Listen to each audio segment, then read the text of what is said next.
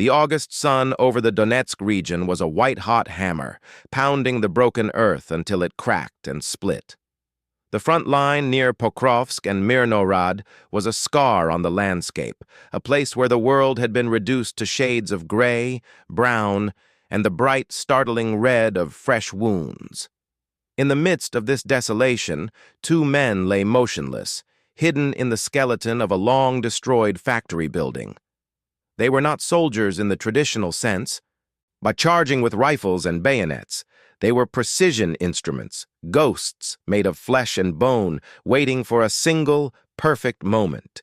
They were a sniper team from the Phantom Unit, a collection of elite marksmen from Ukraine's ground forces. The senior of the two, the shooter, was a man whose age was difficult to place. His face was a mask of calm, etched with the fine lines of wind and concentration rather than years. That he was known for a steady hand that seemed disconnected from the human heart that beat rapidly in his chest. Beside him lay his spotter, a man with quicker movements and sharper, darting eyes that constantly scanned the sky for drones and the ground for movement. Between them, resting on a collapsible bipod, lay the source of their grim purpose, a Snipex alligator. It was a beast of a rifle, 2 meters of steel and polymer, weighing as much as a small child. Its 14.5mm caliber was a remnant of a bygone era, a round designed to punch through the armored hulls of light vehicles and stop trucks in their tracks. Officially, the manufacturer had rated its effective range at just 2,000 meters. Unofficially, the men of the Phantom Unit had begun to suspect the weapon was capable of far more. The day had started long before dawn. In the pitch black, they had moved into this position, crawling through a drainage ditch, and their ghillie suits making them look like clumps of the very earth they slithered over. The alligator, broken down into 2 heavy cases, was passed between them. The position was a calculated risk. From this vantage point, they had a narrow keyhole view of a street in a Russian-held town.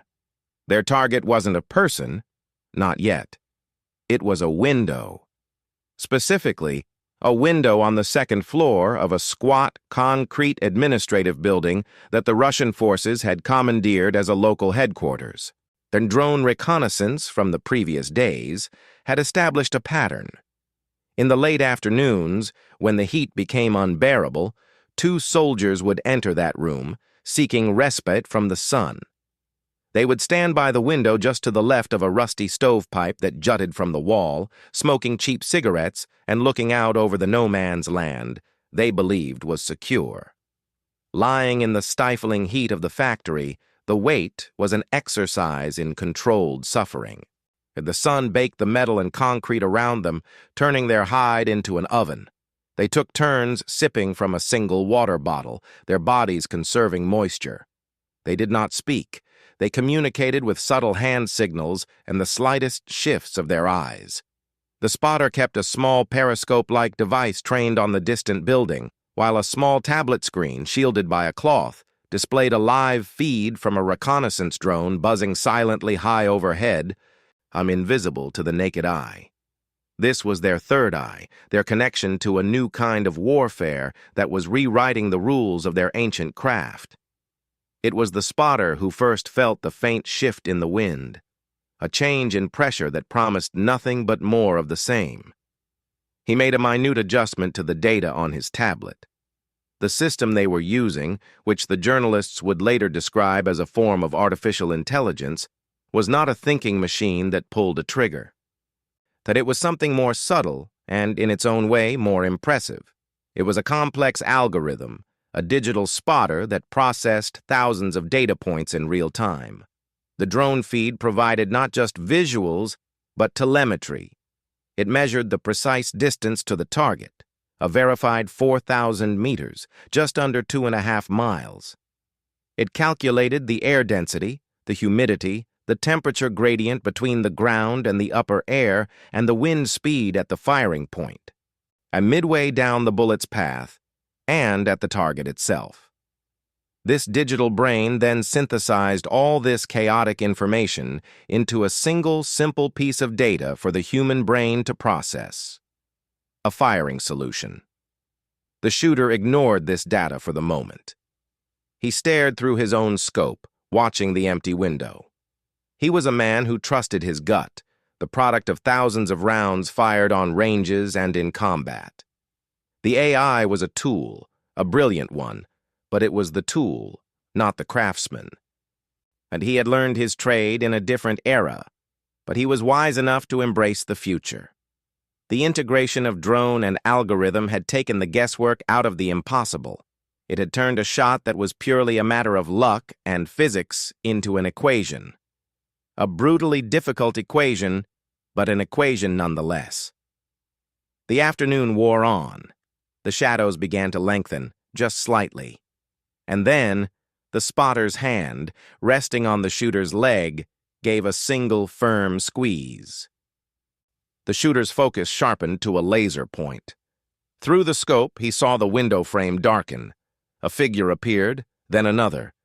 They were there, just as the drone had predicted. 2 Russian soldiers, their uniforms unbuttoned at the collar, their postures relaxed. One leaned against the windowsill. The other stood slightly behind him.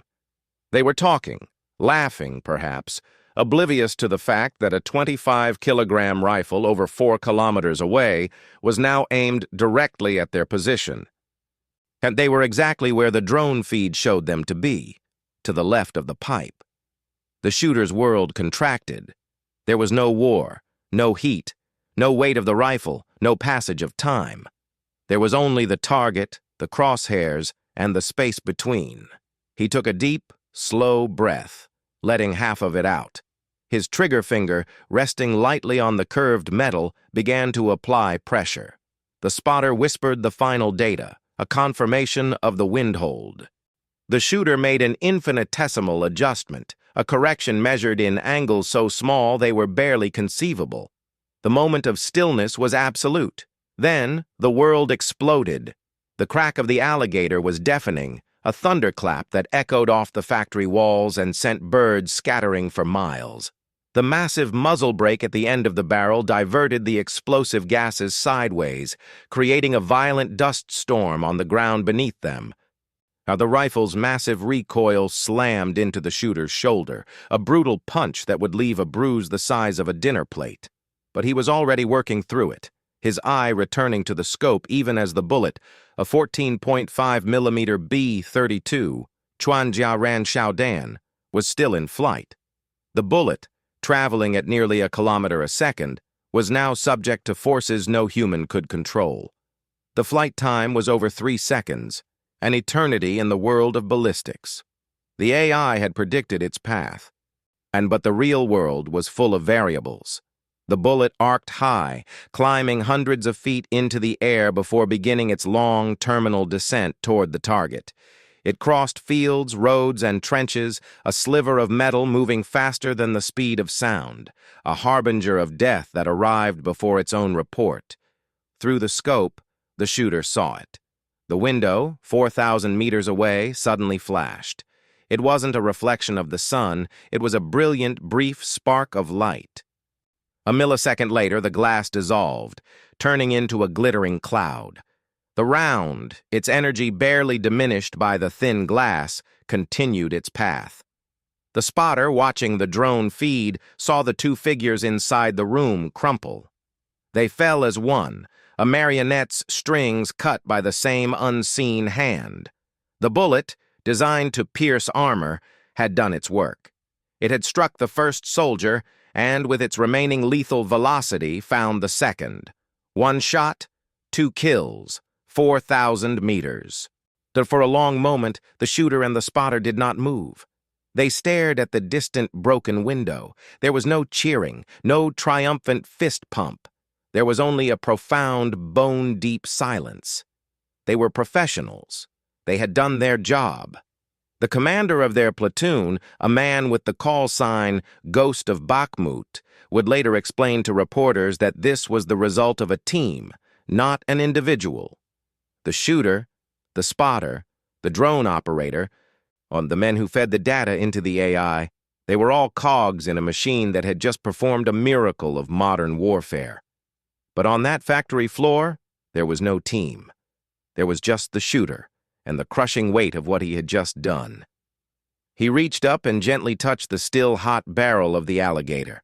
The rifle had been designed to kill trucks, and yet here it was, having rewritten the history books. The previous record, a 3,800-meter kill set by a Ukrainian sniper in 2023, had just been shattered by 200 meters. They had pushed the boundaries of the possible. The moment of stillness was broken by the spotter. He tapped the shooter's arm and pointed. The drone feed showed movement near the building, confusion, soldiers running. Soon they would send out patrols, and the area would become a hive of activity. It was time to leave. The shooter gave a final, long look at the distant building. He felt no sense of victory, only a deep, weary satisfaction that 2 fewer enemies were left to threaten his comrades on the line near Pokrovsk. With practiced, silent efficiency, they broke down the alligator. The massive barrel was detached, the stock folded. The weapon went back into its cases. They slipped out of their hide the same way they had entered, like ghosts fading back into the gray twilight. They left behind only the faint scent of gunpowder and the crushed grass where they had lain.